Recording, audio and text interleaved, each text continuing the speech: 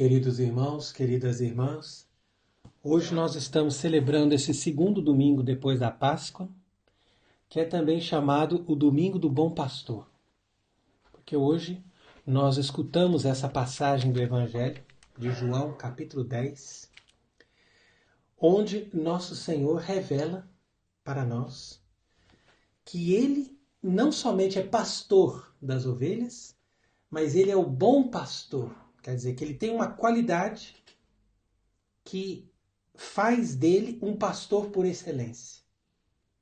Quer dizer que Ele dá a vida pelas suas ovelhas. Então, quando nós vemos o Santo Sudário, nós vemos as marcas da sua paixão, nós pensamos nos seus sofrimentos, em tudo aquilo que Ele sofreu para enfrentar esse combate com o lobo e dar a vida para salvar as ovelhas das mãos do inimigo, então aí nós temos a referência do verdadeiro pastor. Então é por isso que São Pedro, quando ele fala aqui na sua epístola, que de fato é a primeira carta de São Pedro, que é a primeira encíclica papal da história. Porque São Pedro, primeiro papa, escreveu essa encíclica, quer dizer, essa carta, essa epístola, que está ali na Bíblia, e que é também o primeiro documento oficial do magistério petrino, ou seja, da sua expressão de verdadeiro vigário de Cristo na terra. Então ele não diz, eu sou o pastor das ovelhas, mas São Pedro diz, vós eres como ovelhas desgarradas e agora voltastes ao pastor e bispo das vossas almas. Então por que São Pedro, que é pastor e é bispo, diz, voltasse ao pastor e bispo das vossas almas? Porque ele sabe, e isso é muito importante nós entendermos, que Cristo Jesus é o único pastor e é o único bispo. E ele, como pastor e único sacerdote, nos dá o seu sacerdócio e nos manda pastorear as suas ovelhas. Não as ovelhas que nos pertencem, mas, como ele disse a Pedro, apacenta as minhas ovelhas.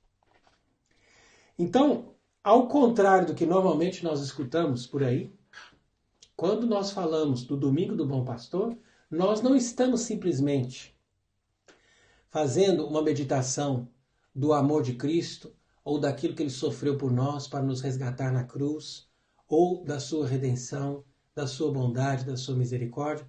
Tudo isso é importante, mas nós estamos também analisando a consequência da sua ressurreição. E a consequência fundamental da sua ressurreição é a formação da igreja. Quer dizer que agora começa a existir uma igreja em torno dele. E ele, como verdadeiro pastor, vai cuidar dessas ovelhas até que se forme, como ele diz aqui no Evangelho, um só rebanho e um só pastor. Então essa é a realidade da Igreja Católica. Quer dizer que existe ali uma tensão no sentido de manter esse redil, de proteger essas ovelhas, de dar alimento para essas ovelhas, de fazer com que essas ovelhas possam subsistir, a fim de que aquele rebanho permaneça e, com o tempo, todas as ovelhas desgarradas, como Jesus diz aqui no Evangelho, tenho ainda outras ovelhas que não estão aqui, mas elas ouvirão também a minha voz, e haverá um só rebanho e um só pastor. Então, por que a gente fala de uma tensão? Porque existe esse movimento de fazer com que as ovelhas se voltem para o único rebanho.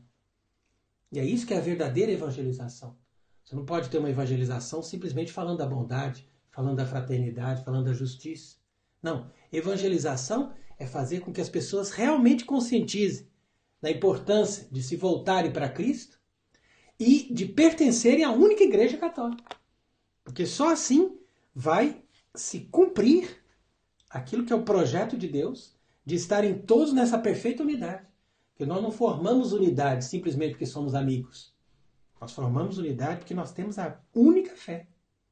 E uma vez que existe a expressão dessa única fé, então ali se forma o verdadeiro vínculo de unidade. E por isso que Jesus fala também, um só pastor.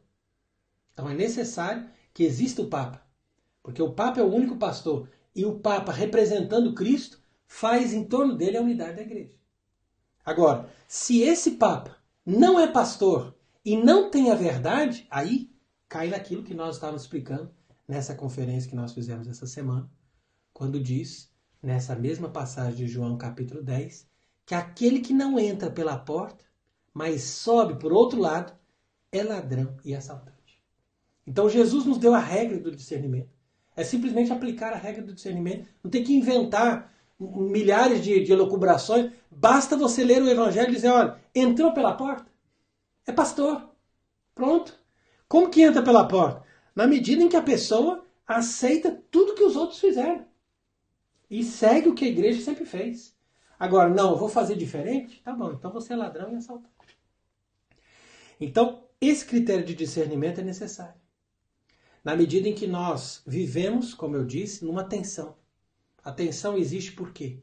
Porque a igreja não se identifica com o mundo. Quer dizer que o pastor ele tem que levar as ovelhas a pastagens. Ele não deixa as ovelhas simplesmente soltas no mundo, ou seja, livres para fazer o que elas querem. Então essa dimensão é necessária, porque as pessoas hoje em dia, elas pensam que ovelhas desgarradas, como diz aqui São Pedro, são simplesmente os que estão ali na droga, no vício, na prostituição, no erro. Não. Ovelhas desgarradas são todos os seres humanos que não são capazes de concentrar a sua vida no objetivo fundamental. O objetivo fundamental do ser humano é o quê? Chegar em Deus. Quer dizer que se você tem objetivos, eu quero isso, quero aquilo, quero fazer uma faculdade, quero ter um casamento, quero ter um bom emprego, quero ter um carro, quero ter filho. Não importa, você pode ter qualquer objetivo. Mas a meta não pode ser essa, nem aquela. Isso aí são coisas que você se propõe a fazer. Mas você não pode colocar o coração nisso. Tem que colocar o coração no único objetivo fundamental, que é chegar em Deus, agradar a Deus, servir a Deus. Se nós colocamos o objetivo fundamental, todas essas coisas vêm. E nós somos realizados na nossa vida conforme aquilo que Deus pede para nós.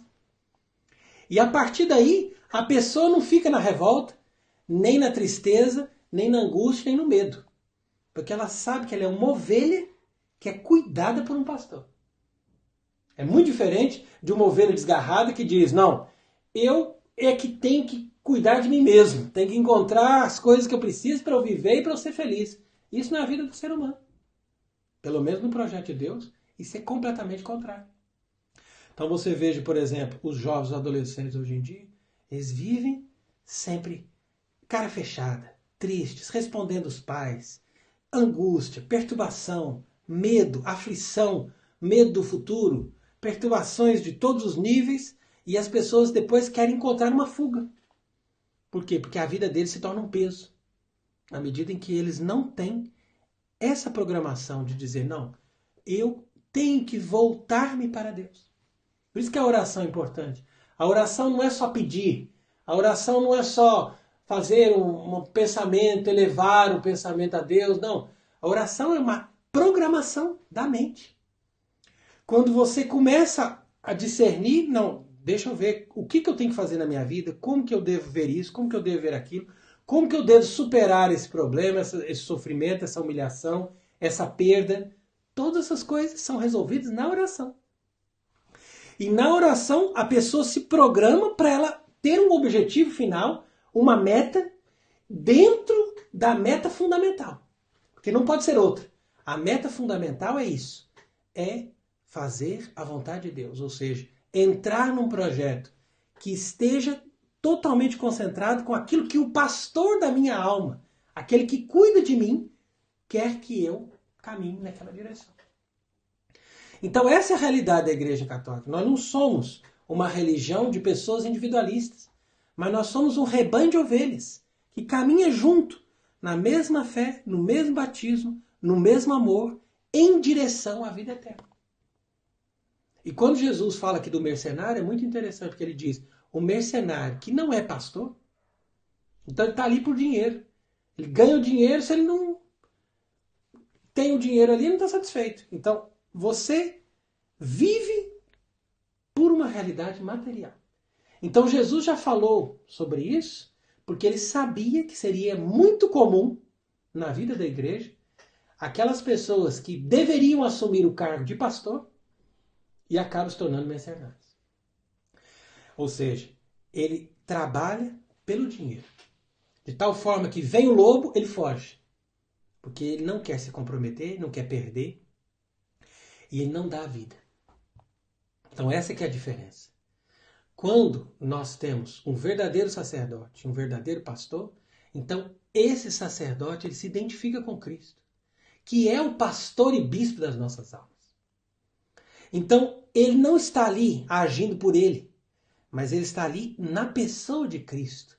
Por isso que diz que é um só pastor. Porque todos os sacerdotes, todos os pastores da igreja, eles devem formar uma só pessoa, que é o próprio sacerdócio de Cristo, que é exercido em nome dele, para que essas ovelhas tenham essa vida, que vem dele. Quer dizer que tudo sai de Cristo, para Cristo e por Cristo.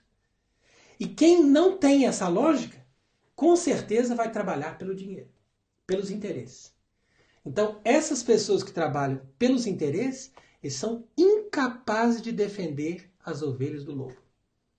E o lobo, que representa o poder do inferno, vem em forma de erros, de heresias, de falsas doutrinas, e essas pessoas que estão ali só por dinheiro e por interesse, não defendem as ovelhas, mostrando a verdadeira fé. Por isso que hoje em dia existe um chavão entre as pessoas, que é muito comum dizer: não, você tem que ser amigo de todos, você não pode fazer críticas, você não pode fazer divisão, você tem que ser um conciliador. Mas isso não é a verdade do Evangelho.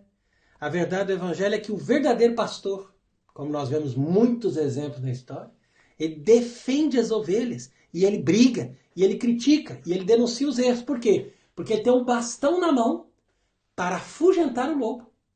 E é por isso que o bispo deve levar esse bastão como o verdadeiro pastor que bate no lobo para que os heréticos fujam na presença dele e que ele sim possa defender as ovelhas de Cristo e defender o rebanho contra esses inimigos que penetram no rebanho para dispersar, para matar e para destruir. Então, com essas figuras, quer dizer, a figura do ladrão que entra para destruir como um infiltrado que trabalha com o objetivo de levar a igreja à destruição. Depois a figura do mercenário que não tem um objetivo mau, mas é uma pessoa interesseira. E depois a figura do lobo, que é diretamente o poder de Satanás, que está agindo para destruir e para matar as almas, para fazer com que as pessoas não cheguem à sua plenitude e à perfeita união com o amor de Deus. Então esses elementos formam como uma espécie de corpo místico do inferno, que trabalha em sintonia, cada um faz a sua parte, para que o rebanho se disperse e as ovelhas não se salvem. Mas hoje, uma vez que nós estamos contemplando essa passagem belíssima do Evangelho, então nós temos que nos identificar com Cristo e fazer com que a nossa vida possa estar a serviço dos outros, como foi a vida de Cristo. Por isso que São Pedro disse nessa sua carta belíssima, quando ele diz assim: Cristo por nós sofreu, padeceu e nos deixou um exemplo.